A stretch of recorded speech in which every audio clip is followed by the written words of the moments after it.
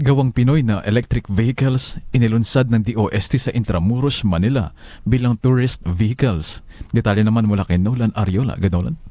Maraming salamat mga kapanalig. Sa gitna ng tumataas na gastos sa krudo, lumalalang polusyon at hamon ng pangalaga sa mga pamanang puok habang pinapabuti ang mobilidad, agarang nangailangan ang mga komunidad tulad ng Intramuros ng mas malinis, mas ebisyente at makakalikasang mga solusyon sa transportasyon sa pamamagitan ng proyektong Electric Tranvia at patuloy na inobasyon sa electric mobility, materials engineering at mga pakikipagtulungan sa research and development o R&D.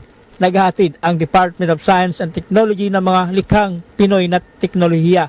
Inilunsad ng DOST ang e-Tranvia, isang 18-seater electric tourist vehicle na siyang gagamitin ng Intramuros Administration sa makasaysayang Intramuros. Pinangunahan ito ni DOST Secretary Renato Solidum at Intramuros Administration Administrator Joan Padilla. Libreng sakay po, hindi po siya libreng sakay for a lifetime.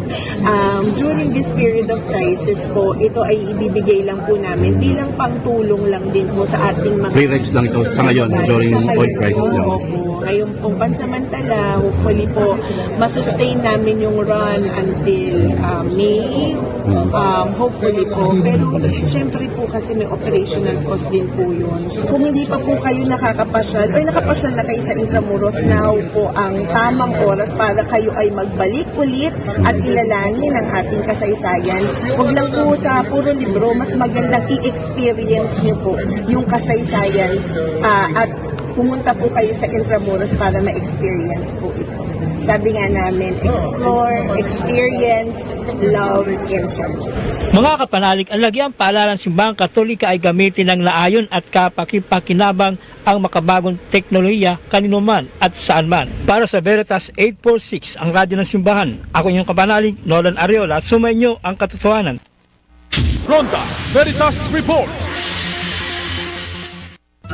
Kapanalig, narito ang ilang paalala sa pakikibahagi ng on-air and online healing masses sa Veritas.